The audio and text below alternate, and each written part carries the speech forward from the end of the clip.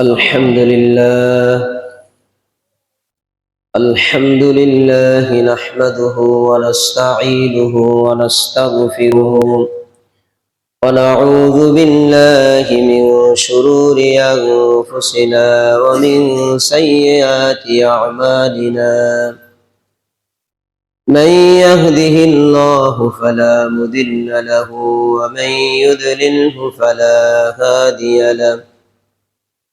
أشهد أن لا إله إلا الله وحده لا شريك له وأشهد أن محمدا عبده ورسوله. قال الله تعالى في كلامه المجيد: أعوذ بالله من الشيطان الرجيم. بسم الله الرحمن الرحيم. قد أفلح المؤمنون الذين هم في صلاتهم خاشعون والذين هم عن اللغو معرضون والذين هم للزكاة فاعلون والذين هم لفروجهم حافظون إلا على أزواجهم أو ما ملكت أيمانهم فإنهم غير ملومين. فمن ابتغى وراء ذلك فأولئك هم العادون والذين هم لأماناتهم وعهدهم راعون والذين هم على صلواتهم يحافظون. أولئك هم الوارثون الذين يرثون الفردوس هم فيها خالدون. وقال الله تعالى في كلامه المجيد: أعوذ بالله من الشيطان الرجيم. إنما التوبة على الله للذين يعملون السوء بجهالة ثم يتوبون من قريب فأولئك يتوب الله عليهم وكان الله عليما حكيما. وقال الله تعالى في كلامه المجيد: أعوذ بالله من الشيطان الرجيم.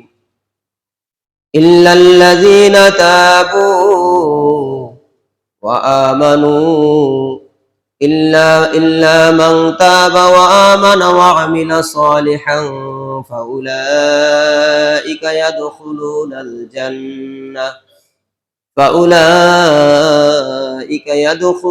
الجنة ولا يظلمون شيئا. وقال الله تعالى في كلامه المجيد: أعوذ بالله من الشيطان الرجيم. يا أيها الذين آمنوا توبوا إلى الله توبة نصوحا عسى ربكم أن يكفر عنكم سيئاتكم ويدخلكم جنات تجري من تحتها الأنهار إلى آخر الآية. قال النبي صلى الله عليه وسلم: فرض رسول الله صلى الله عليه وسلم زكاة الفطر على العبد والحر والذكر والأنثى والصغير والكبير من المسلمين رواه البخاري। উপস্থিত সম্মানিত মুসল্লিগণ, সর্বপ্রথম সে মহান রব্বুল আলামিনের শুকরিয়া আদায় করছি যে মহান রব্বুল আলামিন আমাদেরকে এই শ্রেষ্ঠ মাসে, এই মাগফিরাতের মাসে, নাজাতের মাসে, বরকতের এই মাসে সর্বশেষ এই বছরের জন্য জুমার সালাতে উপস্থিত হওয়ার মতো তৌফিক দান করেছেন। যিনি পরম করুণাময়, যিনি অসীম দয়ালু, যিনি বিচার দিবসের মালিক, সমস্ত প্রশংসা জ্ঞাপন করছি সেই নিখিল জাহানের প্রতিপালক মহান রব্বুল আলামিনের সমস্ত প্রশংসা জ্ঞাপন করছি। সকলে বলি আলহামদুলিল্লাহ। সাথে সাথে দুরূদ ও সালাম পেশ করছি মানবতার নেতা, মানবতার শিক্ষক, মানবতার আদর্শ, মানবতার পথ প্রদর্শক সাইয়্যিদিনা মুহাম্মদুর রাসূলুল্লাহ সাল্লাল্লাহু আলাইহি ওয়াসাল্লাম। সম্মানিত উপস্থিতি, রমাজান আসবে আসবে, আসছে, চলছে, আবার শেষ হয়ে যাচ্ছে। মুসলিম জাতিকে আল্লাহ ক্ষমা করে দেওয়ার জন্য, শেষ উম্মতদেরকে অধিক পরিমাণে বেনিফিট দেওয়ার জন্য, তাদেরকে অধিক সওয়াবের অধিকারী করার জন্য বিশেষ এক মাস আল্লাহ আমাদের মাঝে প্রেরণ করেন, মাহে রমাজান। রমাজান শব্দের অর্থ চূর্ণ বিচূর্ণ করা, জ্বালিয়ে দেওয়া, বশীভূত করা, অন্যায়, অপরাধ, অশ্লীলতাগুলোকে একেবারে পরিষ্কার করে দেওয়া। এই মাহে রমাজান আমাদের কাছে এসেছে, আমরা এই মাহে রমাজানে উপস্থিত ছিলাম, আল্লাহ আমাদেরকে উপস্থিত করিয়েছেন। আল্লাহ আমাদেরকে এই মাহে রমাজানে রহমত, বরকত, নাজাত অন্বেষণ করার মতো সুযোগ করে দিয়েছেন। কিন্তু এই মাহে রমাজানে আমরা কতটুকু নাজাত গ্রহণ করতে পারলাম, আমাদের নিজেদেরকে কতটুকু আল্লাহর কাছে সংশোধন করাতে পারলাম, কতটুকু বরকত আমরা গ্রহণ করতে পেরেছি, কতটুকু রহমত আমরা আমাদের রবের কাছ থেকে গ্রহণ করতে পেরেছি, এটা আমরা প্রত্যেকের আমলের উপরই বিবেচনা করলে, আমরা নিজের আত্মসমালোচনা করলে অনেকটাই নিজেরা বুঝতে পারব। আজকে শেষ জুমা এই বছরের জন্য রমাজানের, এই জুমায় যে বিষয়গুলোর উপরে সংক্ষিপ্ত আকারে আলোচনা করার চেষ্টা করব সেটি হচ্ছে, সর্বশেষ আমাদের পরিপূর্ণভাবে সামনের মাসগুলোর জন্য পূর্ণাঙ্গভাবে তওবা করে ঈমানের উপরে ফিরে এসে আমেলে সালেহার উপরে টিকে থাকা। সম্মানিত উপস্থিতি, এই মাসে রাসূলুল্লাহ সাল্লাল্লাহু আলাইহি ওয়াসাল্লাম যাকাতুল ফিতরকে ফরজ করেছেন সকলের জন্য, মুসলিমদের সকলের জন্য যাকাতুল ফিতরকে তিনি ফরজ করেছেন। এজন্য এই ঈদের নাম দেওয়া হয়েছে ঈদুল ফিতর। আল্লাহ রাসূল সাল্লাল্লাহু আলাইহি ওয়াসাল্লাম বলেন, ফারাদা রাসূলুল্লাহ সাল্লাল্লাহু আলাইহি ওয়াসাল্লাম, আবু সাঈদ খুদরি রাদিয়াল্লাহু তাআলা আনহু থেকে বর্ণিত, তিনি বলেন রাসূলুল্লাহ সাল্লাল্লাহু আলাইহি ওয়াসাল্লাম যাকাতুল ফিতরকে ফরজ করেছেন আলাল আবদি, একজন দাসের উপর, আল হুররি, একজন স্বাধীন ব্যক্তির উপর, আল যাকারি, একজন পুরুষের উপর, আল উনসা, একজন মহিলার উপর, আস সাগীরি, মুসলিমদের মধ্যে ছোট যারা তাদের উপর, আল কাবীরি, মুসলিমদের মধ্যে যারা বড় তাদের উপর, মিনাল মুসলিমিন, মুসলিমদের মধ্য থেকে। অর্থাৎ মুসলিমদের মধ্যে দাস, স্বাধীন, পুরুষ, মহিলা, ছোট বড় সবার জন্যই যাকাতুল ফিতরকে আল্লাহ রাসূল ফরজ করে দিয়েছেন, আবশ্যক করে দিয়েছেন।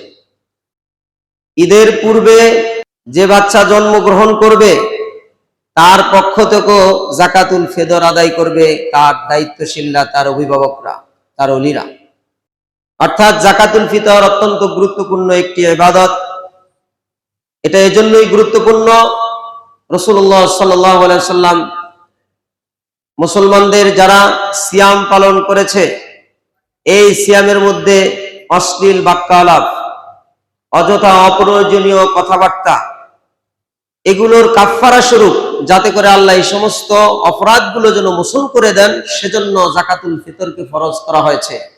আরেকটি হচ্ছে, মুসলিমদের মধ্যে যারা অভাবী, দরিদ্র, অসহায় লোক, তারা যেন এই ঈদের সময় সকলের সাথে আনন্দ ভাগাভাগি করে, আনন্দ যেন তারা শরীক হতে পারেন, এজন্য আল্লাহ রাসূল এই যাকাতুল ফিতরকে ফরজ করে দিয়েছেন। অর্থাৎ মিসকিনদের খাদ্যের জন্য। যাকাত যাদেরকে দেওয়া হবে, আল্লাহ সুবহানাহু ওয়া তাআলা ৮ শ্রেণীর লোক যাদের ব্যাপারে যাকাতের কথা ঘোষণা দিয়েছেন তাদেরকে আপনি দিতে পারবেন।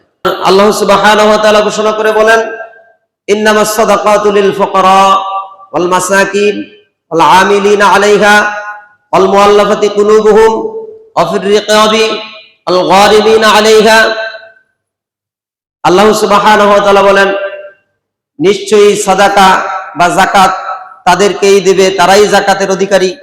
লিল ফুকারা, ফকিরদের জন্য, ওয়াল মাসাকিন, মিসকিনদের জন্য, অসহায় দরিদ্র লোকদের জন্য, আল আমিলিনা আলাইহা, যারা এই কর্মচারী হিসেবে কাজ করে, যাকাত উত্তোলন করে, তারা এখান থেকে একটা অংশ গ্রহণ করতে পারবে, কর্মচারী।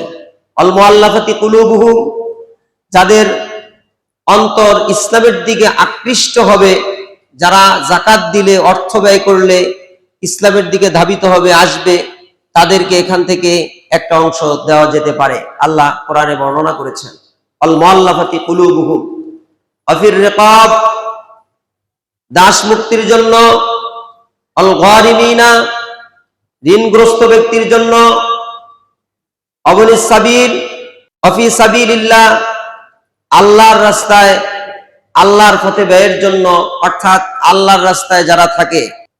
এই শ্রেণীর লোকদের মধ্যে আফি সাবিলিল্লাহর অনেক ব্যাখ্যা রয়েছে। আফি সাবিলিল্লাহর বিভিন্ন রকম ব্যাখ্যা রয়েছে। আমরা সহজ করে নেব এভাবেই, যে যারা আল্লাহর পথে থাকে, আল্লাহর কাজ করে।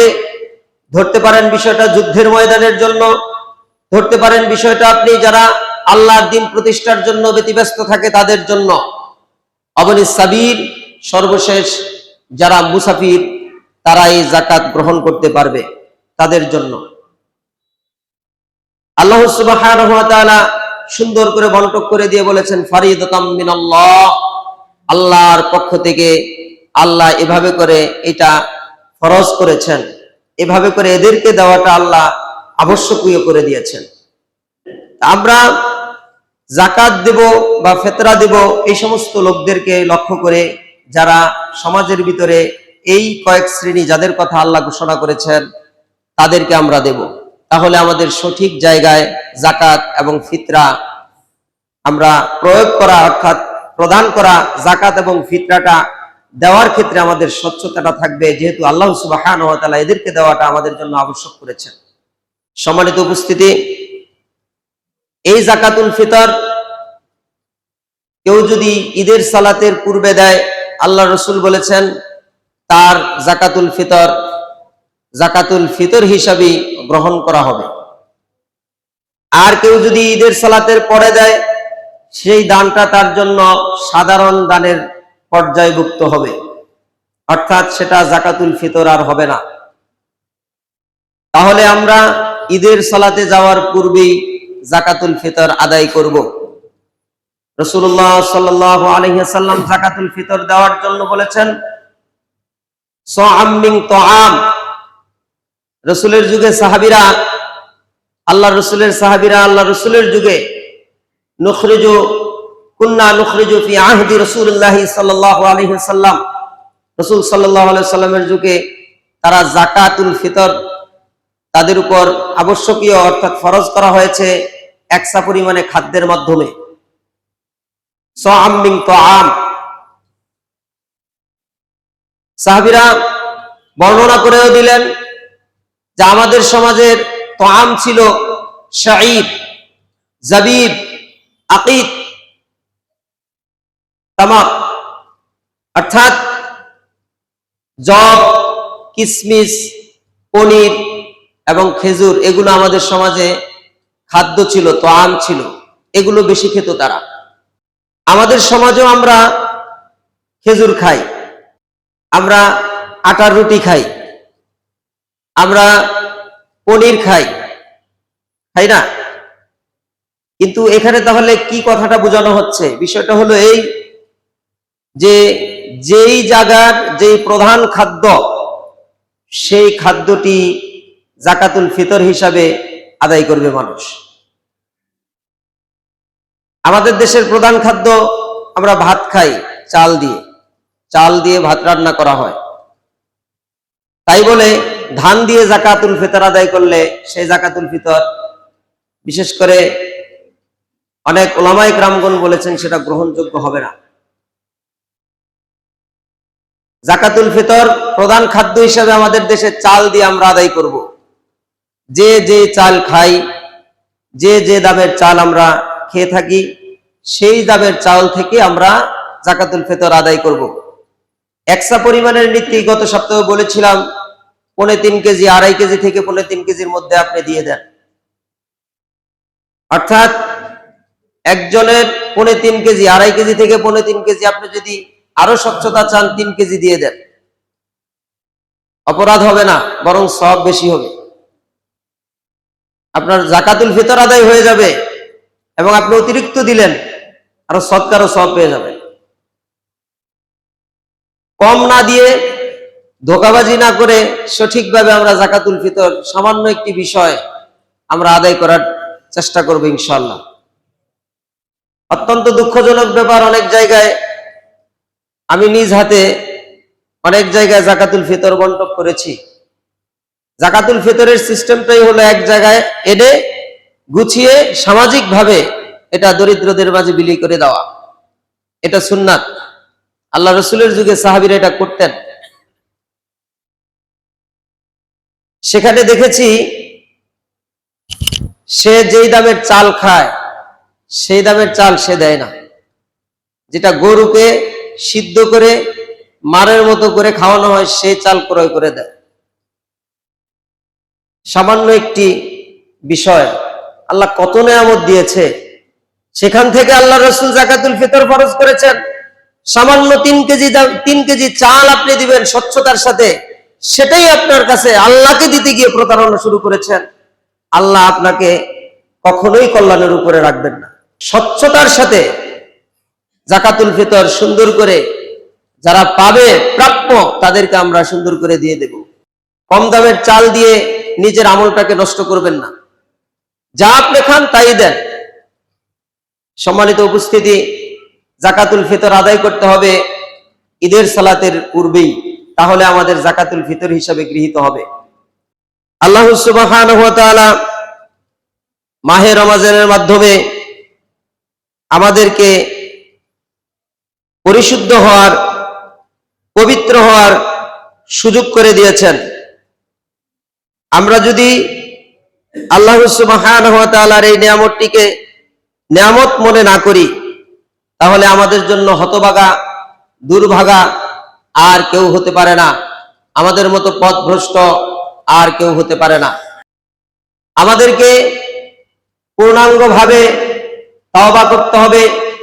রমাজান থেকে যা আমরা শিক্ষা গ্রহণ করেছি, ধৈর্য, তাকওয়া, এই সকল বিষয়গুলো যা কিছু রমজান থেকে আমরা শিক্ষা গ্রহণ করেছি, অপচয় থেকে বিরত থাকা, এই সকল বিষয়গুলো, বেশি বেশি ইবাদত করা, তাসবিহ তাহলিল করা, সঠিক সময়ে সালাত আদায় করা, এই সকল বিষয়গুলো সুন্দরভাবে বাকি 11 মাস আমাদের পালন করতে হবে।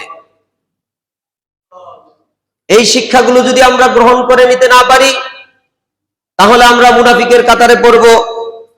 আমাদের সামনের আলোচনা এটা আমাদের মাঝে স্পষ্ট হবে ইনশাআল্লাহ। সূরাতুল বাকারা 222 নং আয়াতে মহান আল্লাহ তাআলা বলেন, ইন্নাল্লাহা ইউহিব্বুত তাওয়াবিন ওয়া ইউহিব্বুল মুতাতাহহিরিন। নিশ্চয় আল্লাহ তাওবাকারী এবং নিশ্চয় আল্লাহ তাআলা তাওবাকারী এবং পবিত্রতা অবলম্বনকারীদেরকে ভালোবাসেন। ইন্নাল্লাহা ইউহিব্বুত তাওয়াবিন ওয়া ইউহিব্বুল মুতাতাহহিরিন। আল্লাহ তাওবাকারীদেরকে এবং পবিত্রতা অবলম্বনকারীদেরকে ভালোবাসেন। যারা তাওবা করে, যারা তাওবা করে তাদেরকে আল্লাহ ভালোবাসেন। সুবহানাল্লাহ। আল্লাহ কাদেরকে ভালোবাসেন? যারা তাওবা করে, তাওবাকারীদেরকে আল্লাহ ভালোবাসেন। যারা পবিত্রতা অবলম্বন করে, সকল প্রকার অশ্লীলতা, বেহায়াপনা, নিজের শারীরিক মানসিক সকল অপবিত্রতা থেকে বিরত থেকে নিজেকে পবিত্র করে রাখে, আল্লাহ তাদেরকে ভালোবাসেন। সুবহানাল্লাহ।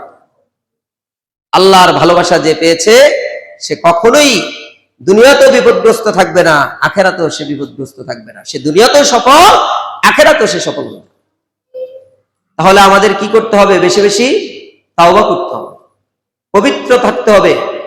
সকল প্রকার পবিত্রতা, শুধু উযু গোসল পবিত্রতা নয়, সকল প্রকার পবিত্রতা থাকতে হবে আমাদের। আমরা জানি উযু গোসলই পবিত্রতা। সম্পদের ত্রুটি আছে, ব্যবসায় ত্রুটি আছে, মিথ্যা আছে, ধোঁকাবাজি আছে, জুলুম করছি, আরেকজনের হক নষ্ট করছি, গীবত শিকায়ত করছি, এগুলো সব অপবিত্রতা। এই অপবিত্রতা থেকে বিরত থাকতে হবে আমাদেরকে। উযু গোসল দিয়েই পবিত্রতা অর্জন করা শেষ হয় না, এর মধ্যে এগুলো পবিত্রতা রয়েছে। সম্মানিত উপস্থিতি, আল্লাহ সুবহানাহু ওয়া তাআলা সূরা আল ইমরানের মধ্যে ঘোষণা করে বলেন, আল্লাযীনা ইয়াকুলুনা রাব্বানা ইন্নানা আমান্না ফাগফির লানা যুনুবানা ওয়া কিনা আযাবান নার। যারা বলে হে আমাদের রব, আল্লাযীনা ইয়াকুলুনা রাব্বানা, হে আমাদের রব, নিশ্চয়ই আমরা ঈমান আনয়ন করেছি, ঈমান এনেছি, আমরা ঈমান আনয়ন করেছি। ফাগফির লানা যুনুবানা, সুতরাং আপনি আমাদেরকে ক্ষমা করে দিন। ওয়া কিনা আযাবান নার, আর আপনি আমাদেরকে জাহান্নামের আগুন থেকে রক্ষা করুন। যারা এই কথা বলে তারা তাদের পরিচয় আল্লাহ দিয়ে বললেন, আস-সাবিরিনা ওয়াস-সাদিকিনা ওয়াল-কানিতিনা ওয়াল-মুনফিকিনা ওয়াল-মুস্তাগফিরিনা বিল আসহার। আল্লাহ বলেন আস-সাবিরিনা, তারা হলো ধৈর্যশীল। রমজান আমাদের কি শিক্ষা দিল? ধৈর্য। ধৈর্য ধারণ করতে হবে। একজন আঘাত করলো, আঘাত করতে পারবে না, তুমি বলবা ইন্নী সাইমুন, আমি সিয়াম পালন করি। তুমি অশ্লীল কাজ থেকে বিরত থাকবা, ঝগড়া থেকে বিরত থাকবা, ধৈর্য ধারণ করবা। সারাদিন তোমার পিপাসা লেগেছে, সারাদিন তুমি ক্ষুধার্ত ছিলা, সারাদিন তোমার অন্য কাজ করতে মনে চেয়েছে, প্রবৃত্তির তাড়না ছিল, সব কিছুকে তুমি বাদ রেখে ধৈর্যের সাথে তুমি তোমার রবের উদ্দেশ্যে সিয়াম পালন করেছ। ধৈর্য। সিয়াম আমাদেরকে ধৈর্য শিক্ষা দেয়, রমজান মাস ধৈর্য শিক্ষা দেয়। আল্লাহ বলেন আস-সাবিরিনা, তারা হচ্ছে ধৈর্যশীল। ওয়াস-সাদিকিনা, তারা হলো সত্যবাদী। ওই সমস্ত লোকগুলোই আল্লাহর কাছে এই কথাগুলো বলে, আল্লাহর কাছে ক্ষমা চায়। আস-সাদিকিনা, সত্যবাদী। এই রমজান আমাদেরকে সত্যবাদিতা শিক্ষা দেয়। সিয়াম পালন করে আমরা মিথ্যা বলতে যাই না। আল্লাহ রাসূল বলছে যে ব্যক্তি সিয়াম পালন করে মিথ্যা বলে, তার সিয়াম হবে না, শুধুমাত্র সে উপবাস থাকলো, না খেয়ে থাকলো, এটাই, আর তার কোনো বেনিফিট নেই। তাহলে সিয়াম আমাদের কি শিক্ষা দেয়? সত্যবাদিতা। আমাদেরকে অসত্য থেকে বিরত থাকা শিক্ষা দেয়। আমরা এটা শিক্ষা গ্রহণ করেছি এই রমজানে। এটা বাকি 11 মাস পর্যন্ত আমাদেরকে এটা কন্টিনিউ চালিয়ে যেতে হবে। ধৈর্য 11 মাস পর্যন্ত এভাবে করে আমাদের চালিয়ে যেতে হবে। আবার রমজান আসলে আবার আমরা নিজেদেরকে এভাবে করে তৈরি করব, আবার 11 মাস এভাবে চলতে থাকবো ইনশাআল্লাহ। তাহলে ধৈর্য শিক্ষা দেয়। ধৈর্য হলো ধৈর্যশীল ব্যক্তিরা আল্লাহর কাছে এই কথাগুলো বলে, সত্যবাদী লোকগুলো আল্লাহর কাছে এই কথাগুলো বলে, ক্ষমা প্রার্থনা করে। ওয়াল-কানিতিনা, তারা হলো আদেশ পালনকারী। আল্লাহ যা আদেশ করেছেন সেই আদেশগুলো তারা পালন করে, আল্লাহর রাসূল যা আদেশ করেছেন সেগুলোকে তারা পালন করে। এই জন্য তাদের মন থেকে এরকম স্বচ্ছ কথা বের হয়। তারা তাদের রবের কাছে বলে, আমরা ঈমান আনয়ন করেছি, সুতরাং আপনি আমাদেরকে ক্ষমা করে দিন, আমাদের পাপগুলো মোচন করে দিন হে আমাদের রব, আর আপনি আমাদের উত্তপ্ত আগুন থেকে রক্ষা করুন। এছাড়া নাফরমান ব্যক্তির মুখ থেকে এই কথাগুলো বের হবে না। আল্লাহ রাব্বুল আলামিন এরপরে বলেন আল মুনফিকিনা, তারা হলো দানশীল। তারা আল্লাহর রাস্তায় সৎ পথে ব্যয় করে, সৎ পথের জন্য তারা ব্যয় করে, অসৎ পথে নয়, সৎ পথের জন্য। মসজিদ মাদ্রাসার কথা শুনলে, আল্লাহর কোন দিনই কাজের কথা শুনলে তারা 2 হাত বাড়িয়ে এভাবে করে হাতকে প্রসারিত করে আল্লাহর রাস্তায় দিতে থাকে, আর অসৎ পথে দান থেকে তারা বিরত থাকে। আমরা মুসলিম, আমরা অসৎ পথে ব্যয় করব না।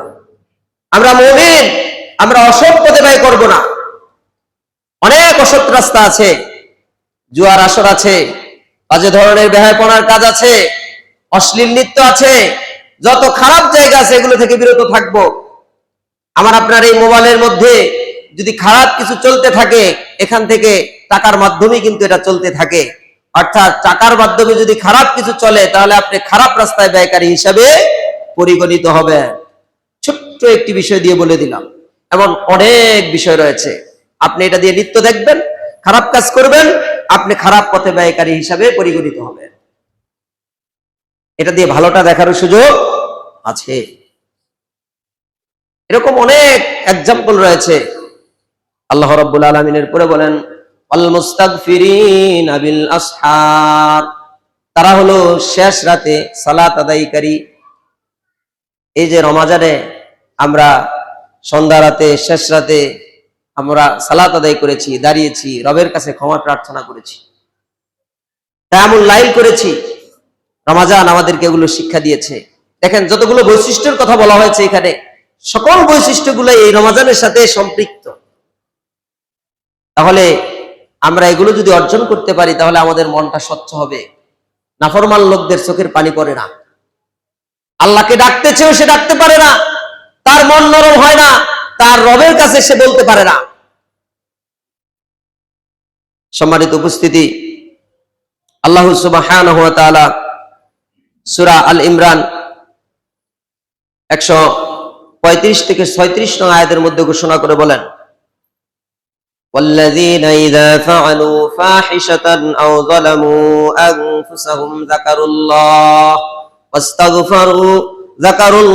فاستغفروا لذنوبهم والذين إذا فعلوا فاحشة, তারা যখন কোনো অশ্লীল কাজ করে বসে, আও যালামু, অথবা কোনো জুলুম করে নিজের নফসের উপর, আও যালামু, কোনো জুলুম করে, আনফুসাহুম, তার নিজের নফসের উপর, যাকারুল্লাহ, তারা সাথে সাথে আল্লাহকে স্মরণ করে, আস্তাগফিরুল্লাহ, আস্তাগফিরুল্লাহ, আল্লাহ আমি ভুল করে ফেলছি, তুমি মাফ করে দাও, আল্লাহ এটা আমার ভুল হয়ে গেছে, তুমি ক্ষমা করে দাও।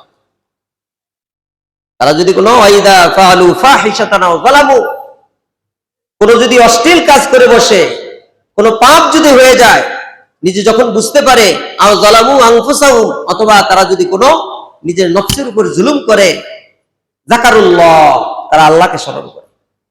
তাহলে ভুল হয়ে গেলে কাকে স্মরণ করতে হবে? আল্লাহকে স্মরণ করতে হবে। ফাস্তাগফারু লিযুনুবিহিম, আর তাদের পাপের ব্যাপারে আল্লাহর কাছে ক্ষমা চায়। আস্তাগফিরুল্লাহ ওয়া আতুবু, আল্লাহ তুমি ক্ষমা করে দাও, আমি তোমার কাছে তওবা করছি, আমি আর কখনো এই কাজটি করব না, এই অপরাধ করব না, তুমি আমাকে ক্ষমা করে দাও। তারা ক্ষমা চায়। ওয়া মান ইয়াগফিরুয যুনুবা ইল্লাল্লাহ, আর আল্লাহ ছাড়া এমন কে আছে পাপ ক্ষমা করতে পারেন? আল্লাহ ছাড়া কোনো যন্ত্র, কোনো মন্ত্র, কোনো কিছু নাই। একমাত্র একজনই পাপ ক্ষমা করতে পারেন, তিনি হলেন আল্লাহ। আল্লাহর কাছে পাপের ক্ষমা চাইতে হবে। পীর ফকির, মাজার, দরগা, দুর্গা, এগুলোতে গিয়ে পাপ ক্ষমা চাইলে পাপ ক্ষমা হবে না। একমাত্র আল্লাহর কাছে ক্ষমা চাইতে হবে। আর আল্লাহর কাছে ক্ষমা চাওয়াটা আল্লাহ এত সহজ করে দিয়েছেন, যে কোনো বান্দার জন্য বান্দা শুধু ডাকবে, আল্লাহ সাথে সাথে তার জন্য ডাকে সাড়া দিয়ে দেবে। সুবহানাল্লাহ, কোনো মাধ্যম লাগবে না। যারা আমাদেরকে মাধ্যম বুঝায়, তাদের সাথে তাদের কথা শোনা, আমরা তাদের কথা শুনবো না, তাদের কথা আমরা গ্রহণ করব না, বরং প্রয়োজনে তাদেরকে আমরা প্রতিহত করার চেষ্টা করব, এই কথা বুঝানোর চেষ্টা করব। আল্লাহর কাছে কোনো মাধ্যম লাগে না। এক শ্রেণী আমাদেরকে মাধ্যম শিখায়, তাদেরকে আমাদের বিরত করতে হবে, প্রতিহত করতে হবে। তাদেরকে সমাজের থেকে, তারা যে বিশৃঙ্খলা করছে, ইসলামের নামে যে সমাজের ভিতরে যে অপরাধগুলো করছে, এগুলোর জন্য তাদের বিরুদ্ধে আমাদেরকে সব সময় সোচ্চার থাকতে হবে। শুধু মুখে বললেই নয়, আমাদের কর্ম, এই অ্যাক্টিভিটিস আমাদের তৈরি করতে হবে। অ্যাক্টিভিটিসের মাধ্যমে, কর্মের মাধ্যমে আমাদের সমাজে এই সমস্ত ব্যয়াপনা আমাদের সমাজ থেকে উৎখাত করতে হবে। যেখানে মাজার আছে ভেঙ্গে দিতে হবে, যেখানে মাজার আছে সমান করে দিতে হবে। মাজার উঁচু থাকবে না। মুহাম্মদ সাল্লাল্লাহু আলাইহি ওয়াসাল্লাম নির্দেশ দিয়েছেন, আমাদের নেতা প্রিয় নবী মুহাম্মদুর রাসূলুল্লাহ সাল্লাল্লাহু আলাইহি ওয়াসাল্লাম, তিনি আমাদেরকে নির্দেশ দিয়েছেন। সুতরাং কবরকে সমান করে দিতে হবে, শুধু চিহ্ন থাকবে। সম্মানিত উপস্থিতি, একমাত্র আল্লাহই পাপ ক্ষমা করতে পারে। আল্লাহ ঘোষণা করে বলেছেন, ওয়ালাম ইউসিররু আলা মা ফাআলু ওয়া হুম ইয়ালামুন, তারা জেনে বুঝে নিজের কৃতকর্মে অর্থাৎ পাপের ভিতরে আবার পুনরায় তারা লিপিবদ্ধ হয় না, আবার পুনরায় তারা জেনে বুঝে পাপ করে না। এটা মুমিনদের বৈশিষ্ট্য। আপনাকে বুঝতে হবে, বারবার আপনি অপরাধ করলে আপনি মুমিনের মধ্যে নাই, আপনি বিপদগ্রস্ত, আপনার জন্য জাহান্নাম অপেক্ষা করছে। বারবার পাপ করার দিকে ধাবিত হওয়া যাবে না। ওটাকে এমন মনে করতে হবে, আগুনে পড়াটা যেমন ভয়ঙ্কর, ওই পাপের দিকে ধাবিত হওয়াটা এরকম ভয়ঙ্কর মনে করতে হবে, ফিরে থাকতে হবে। পাপ করা যাবে না। এই রমাজান যা শিক্ষা দিয়েছে, সকল প্রকার অন্যায় অশ্লীলতা বেহায়াপনা থেকে যেমন বিরত রাখার জন্য যে শিক্ষা দিয়েছে, এই শিক্ষা বাকি 11 মাস আমাদেরকে পালন করে চলতে হবে। সম্মানিত উপস্থিতি, আল্লাহ সুবহানাহু ওয়া তাআলা এরপরে বলেন, উলাইকা জাযাউহুম মাগফিরাতুম মির রাব্বিহিম ওয়া জান্নাতুন তাজরি মিন তাহতিহাল আনহারু খালিদিনা ফিহা। এরাই তারা যাদের জন্য তাদের প্রতিপালকের পক্ষ থেকে রয়েছে ক্ষমা, আল্লাহ তাদেরকে ক্ষমা করে দিবেন। ওয়া জান্নাতুন তাজরি মিন তাহতিহাল আনহার, আর তাদেরকে এমন জান্নাত দিবেন যে জান্নাতের তলদেশ দিয়ে নহর সমূহ প্রবাহিত হতে থাকে। সুবহানাল্লাহ। যে জান্নাতের তলদেশ দিয়ে নহর সমূহ প্রবাহিত হতে থাকে, এমন জান্নাত আল্লাহ তাদের দান করবেন। খালিদিনা ফিহা, আর সেখানে তারা চিরকাল থাকবে, চিরস্থায়ী থাকবে, সেখান থেকে তাদেরকে বের করে দেওয়া হবে না। সুবহানাল্লাহ। যারা এই সম্মানের অধিকারী হবে, এই পুরস্কার গ্রহণ করতে পারবে, তাদের জন্যই সফলতা, তারা সফল হয়ে গেল। আমরা সবাই কি আল্লাহর কাছ থেকে এই পুরস্কার গ্রহণ করতে চাই না ভাই? আল্লাহ আমাদের ক্ষমা করে দিবেন, আল্লাহ আমাদেরকে জান্নাত দান করবেন, আর সেখানে আমরা চিরকাল থাকতে পারবো। এই পুরস্কারটা যদি আল্লাহর কাছ থেকে পেয়ে যায়, তাহলে আমরা সফল। আল্লাহ আমাদের কবুল করুন, আমিন। ওয়া নি'মা আজরুল আমিলিন, সৎকর্মশীলদের পুরস্কার কতই না উত্তম। যারা সৎকর্মশীল, তাদের পুরস্কার আল্লাহর দরবারে সবচাইতে গ্রহণযোগ্য পুরস্কার, উত্তম পুরস্কার। এর চেয়ে চমৎকার উত্তম পুরস্কার আর কিছু হতে পারে না। আল্লাহ রাব্বুল আলামিন এরপরে বলেন, সূরা আন-নিসা 17 নং আয়াত এবং 18 নং আয়াতের মধ্যে আল্লাহ তাআলা দুইটা বিষয় স্পষ্ট করেছেন। 17 নং আয়াতের মধ্যে আল্লাহ কাদের তওবাগুলোকে কবুল করবেন তাদের কথা উল্লেখ করেছেন, আর 18 নং আয়াতের মধ্যে আল্লাহ কাদের তওবাগুলোকে কবুল করবেন না সেই কথাগুলো উপস্থাপন করেছেন।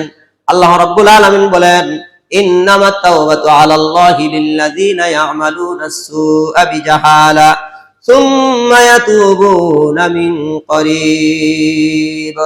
আল্লাহ রাব্বুল আলামিন বলেন, নিশ্চয়ই তাদের তওবাগুলোকে কবুল করা হবে যারা অজ্ঞতাবশত ভুল করে বসেছে, না জানতে ভুল করে বসেছে, না জেনে ভুল করে বসেছে, কিন্তু সাথে সাথে মনে হওয়ার সাথে সাথে সে তওবা শুরু করে দিল, আল্লাহর কাছে ক্ষমা প্রার্থনা শুরু করে দিল। আল্লাহ তুমি ক্ষমা করে দাও, আমি বুঝি নাই, অপরাধ করেছি, তুমি আমাকে মাফ করে দাও। আল্লাহ বলছেন, ফাউলাইকা ইয়াতুবুল্লাহু আলাইহিম, আল্লাহ এদের তওবাগুলোকে কবুল করেন, এদের তওবাগুলোকে আল্লাহ কবুল করে নেন। সুবহানাল্লাহ বলবেন না? তাহলে তওবা করতে হবে কখন? ভুল হয়ে গেলে, যখন বুঝতে পারবেন, জ্ঞানে আসবে ভুল হয়ে গেছে, সাথে সাথে তওবা করতে হবে, আল্লাহর কাছে ক্ষমা চাইতে হবে, তাহলে আল্লাহ ক্ষমা করে দিবেন, তওবা কবুল করবেন।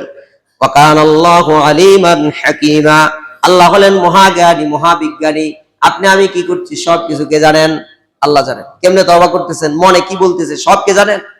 আপনার অন্তরে কি ভাবছে, কি ভাববে, সব কিছু আল্লাহ জানেন। আল্লাহ মহাবিজ্ঞানী, আল্লাহর মতো বড় বিজ্ঞানী আর কেউ নেই। আল্লাহ মহাজ্ঞানী। ওয়া কানাল্লাহু আলিমান হাকীমা। সম্মানিত উপস্থিতি, আল্লাহ রাব্বুল আলামিন পরবর্তী আয়াতের মধ্যে ঘোষণা করে বলেন, ওয়ালাইসাতিত তাওবাতু লিল্লাযিনা ইয়া'মালুনাস সাইয়্যাত হাত্তা ইযা হাদারা আহাদাহুমুল মাউত। বড় দুর্ভাগা লোকদের কথা আল্লাহ ঘোষণা করলেন। ওয়ালাইসাতিত তাওবাতু লিল্লাযিনা ইয়া'মালুনাস সাইয়্যাত, তাদের তওবা আল্লাহ কবুল করবেন না, তাদের তওবা গ্রহণ করা হবে না যারা নিয়মিত অপরাধ করতে থাকে, পাপ করতে থাকে। এমন লোক আসেনি আমাদের সমাজে? নিয়মিত পাপ করে, সালাত পড়ে না, সিয়াম পালন করে না, কোরআন হাদিসের কথা মানে না, হক যেগুলো কোরআন হাদিস যা নির্দেশ দিয়েছে সেগুলো গ্রহণ করতে চায় না, যা নিষেধ করেছে তা থেকে ফিরে আসে না। এমন হতভাগা এক শ্রেণী আমাদের সমাজে আছে। আল্লাহ তাদের কথা বললেন, ওয়ালাইসাতিত তাওবাতু লিল্লাযিনা ইয়া'মালুনাস সাইয়্যাত হাত্তা ইযা হাদারা আহাদাহুমুল মাউত। আল্লাহ রাব্বুল আলামিন বলেন, অবশেষে যখন তাদের কারো কাছে কোনো মৃত্যুর ফেরেশতা চলে আসে, তাদের কারো কাছে যখন মৃত্যুর ফেরেশতা এসে পড়ে, মালাকুল মাউত এসে পড়ে, তখন তারা বলে, ক্বালা ইন্নী তুবতুল আন। মালাকুল মাউতকে দেখে সে বলতে শুরু করে দিল, আমি এখন তওবা করছি, আমি এখন তওবা করছি, ফিরে আসছি, আমি আর অপরাধ করব না। প্রত্যেকের কাছে মালাকুল মাউত আসবে, প্রত্যেকের মৃত্যু আসবে। ওই সময় পরিশুদ্ধ হওয়ার আগে যদি সেই অপরাধী হিসাবে অপরাধ করতে করতে ওই অবস্থায় উপস্থিত হয়ে যায়, মালাকুল মাউতের যেই ভয়ঙ্কর দৃশ্য, তার যে শাস্তি, মৃত্যুর যে যন্ত্রণা, এই অবস্থার মধ্যে সে চিৎকার করে বলতে থাকবে, ইন্নী তুবতুল আন, নিশ্চয় আমি এখন তওবা করছি। আল্লাহ বলছেন ওই সময় তার তওবা কবুল করা হবে না, তওবার রাস্তা তার জন্য বন্ধ হয়ে গেল। আল্লাহ আমাদের ক্ষমা করুন, আমিন। এমন অবস্থায় উপস্থিত হওয়ার আগেই আমাদেরকে পরিশুদ্ধ হতে হবে। কখন যে কার কাছে মালাকুল মাউত আসবে আমরা কেউই জানি না। কোন যন্ত্র জানে? জানে না, কেউই জানে না। তাহলে এই অবস্থায় তওবা করলে তওবা কবুল হবে না। আমরা এখানে একটা বৈশিষ্ট্য জেনে নিলাম, কোন লোকদের তওবা আল্লাহ কবুল করবেন না। ওয়াল্লাযীনা ইয়ামুতুনা ওয়া হুম কুফফার, আর যারা কুফরি করতে করতে কাফের অবস্থায় মৃত্যুবরণ করেছে তাদের তওবাও কবুল করা হবে না। দুই শ্রেণী, একটা হলো মালাকুল মাউত উপস্থিত হলে ওই সময় তওবা কবুল হবে না। আরেকটি হচ্ছে আয়াতের মধ্যে বলা হয়েছে যারা কুফরি অবস্থায় মৃত্যুবরণ করবে তাদের তওবাও কবুল হবে না। উলাইকা আ'তাদনা লাহুম আযাবান আলীমা, এদের জন্যই আল্লাহ বলছেন আমি এদের জন্যই মহা যন্ত্রণাদায়ক আযাব রেখে দিয়েছি। এরপরে আল্লাহ রাব্বুল আলামিন এই সমস্ত লোকদের আরো কিছু বৈশিষ্ট্য সূরা নিসার মধ্যে উল্লেখ করেছেন।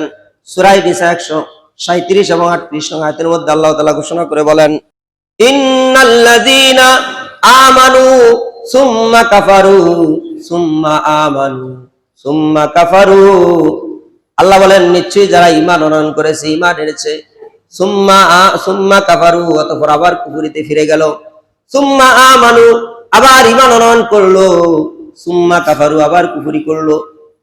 আছে না এরকম? একক তো পরে একক তো পরে, 2 দিন আল্লাহর ইবাদত করে আবার 2 দিন করে না, আবার আল্লাহকে ডাকে আবার ছেড়ে দেয়, আবার সত্যের দিকে আসে আবার ফিরে যায় অন্যায়ের দিকে।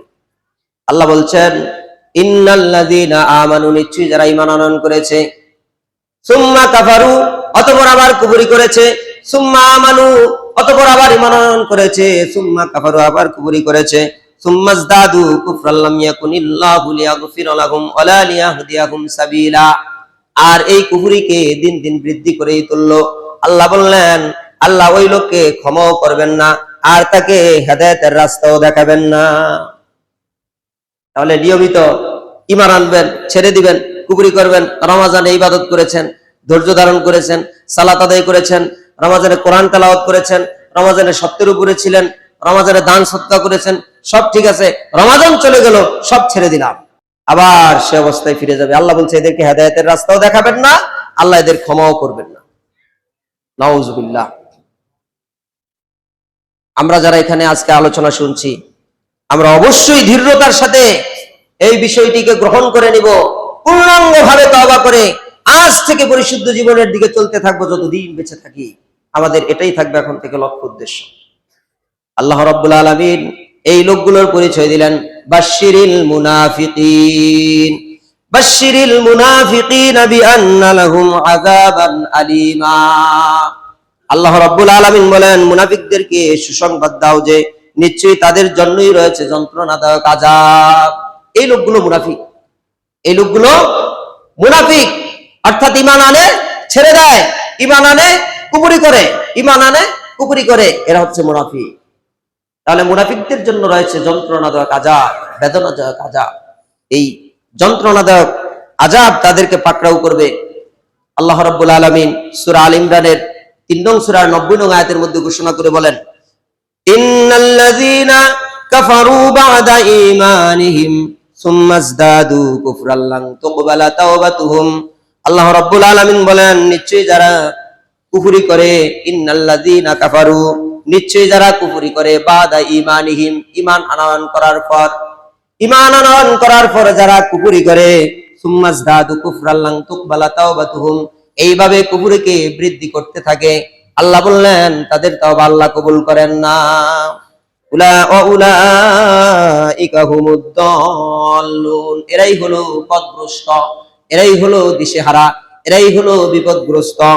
এর পরবর্তী আয়াতে আল্লাহ তাআলা আরো বলেন, ইন্নাল্লাযীনা কাফারু ওয়া মাতু ওয়া হুম কুফফার, নিশ্চয়ই যারা কুফরি করে, ওয়া মাতু ওয়া হুম কুফফার, আর এই কুফরি অবস্থায় মৃত্যুবরণ করে, ফালাই ইউকবালা মিন আহাদিম মিনল আরদি যাহাবান ওয়া লা ইফতাদা বি, তাদের পক্ষ থেকে কেউ যদি সমগ্র পৃথিবীর সমপরিমাণ স্বর্ণ দান করে আল্লাহর রাস্তায়, তার ক্ষমার জন্য যদি দান করে, আল্লাহ রাব্বুল আলামিন বলেন ফালাই ইউকবালা মিনহু, তার থেকে এটা গ্রহণ করা হবে না।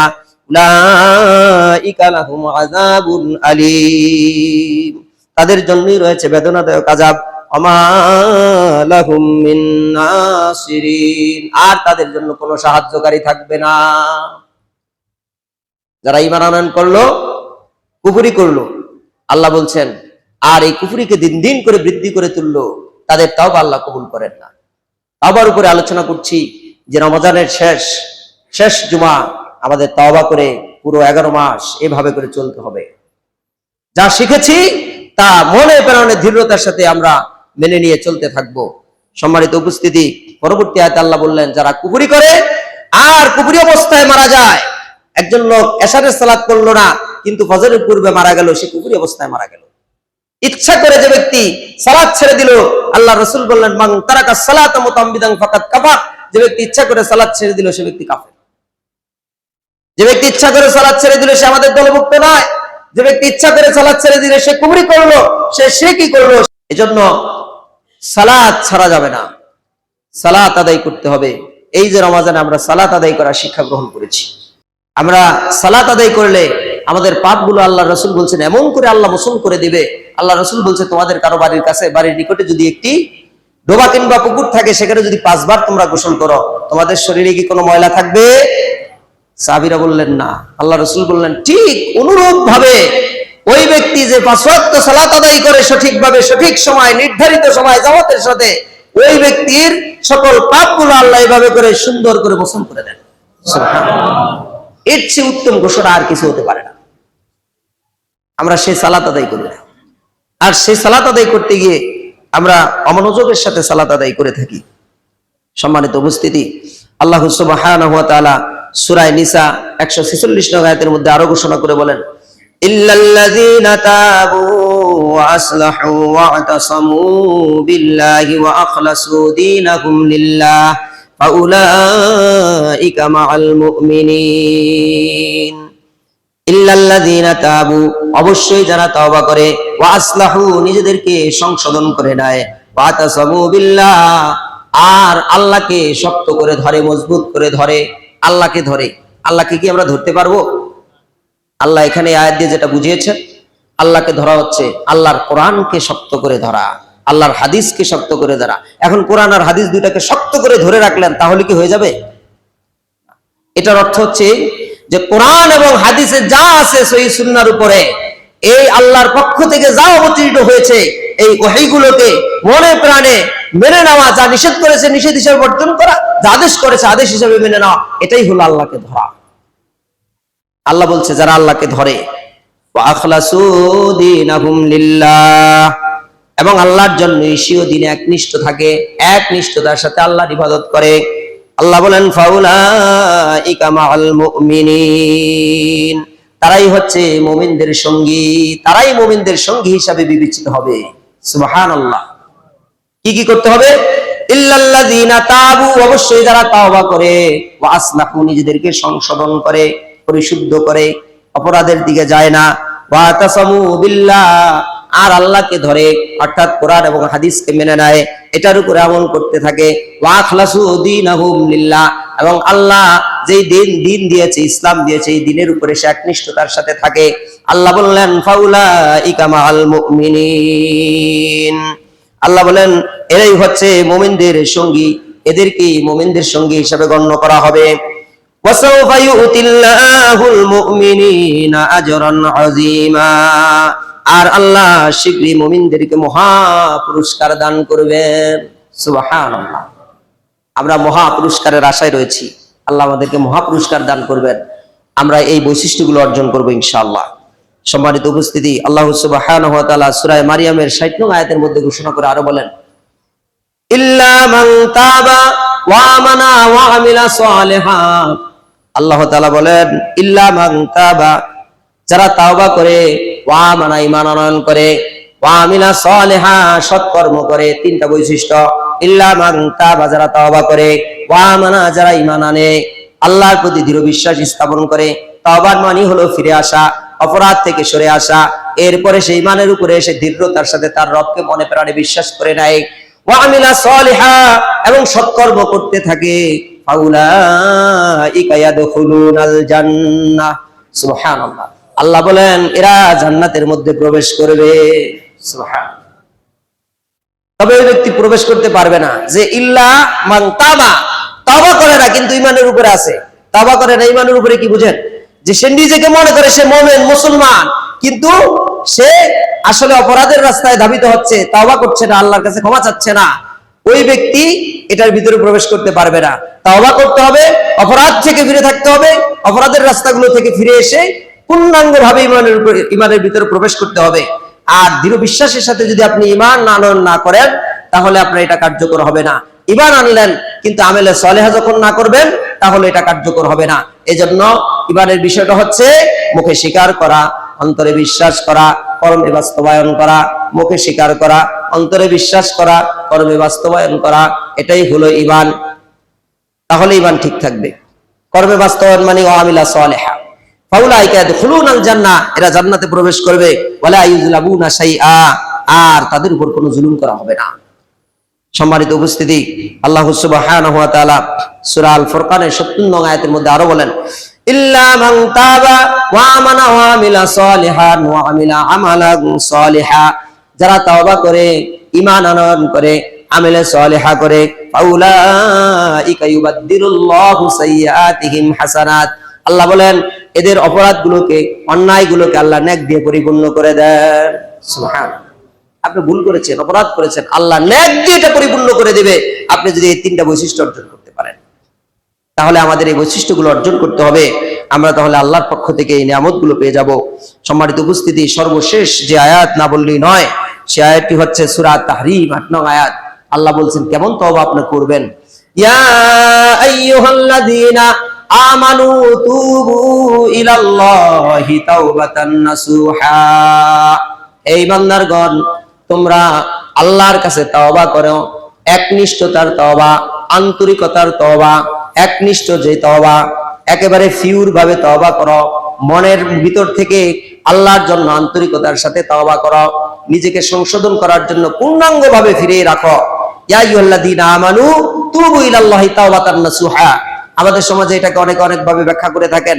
কেউ বলেন নাসুহার মতো করে তওবা করো, এরকম বিভিন্ন ব্যাখ্যা করে থাকেন।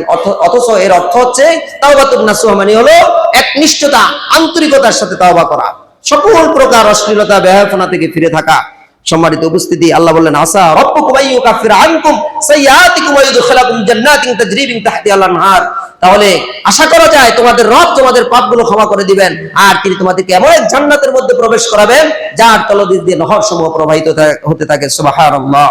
সম্মানিত উপস্থিতি, তাদেরকে নূর দিয়ে দিবেন আল্লাহ, তাদেরকে কিয়ামতের ময়দানে অপমান করবেন না। ইয়াউমা লা ইউখজিল্লাহুন নাবিয়্যা ওয়াল্লাযীনা আমানু মাআহু, আল্লাহ তার নবীদেরকেও কিয়ামতের ময়দানে অপমান করবেন না, আর আল্লাহ তাআলা মুমিন লোকদেরকেও কিয়ামতের ময়দানে অপমান করবেন না, তাদেরকে সম্মানের স্থান দান করবেন।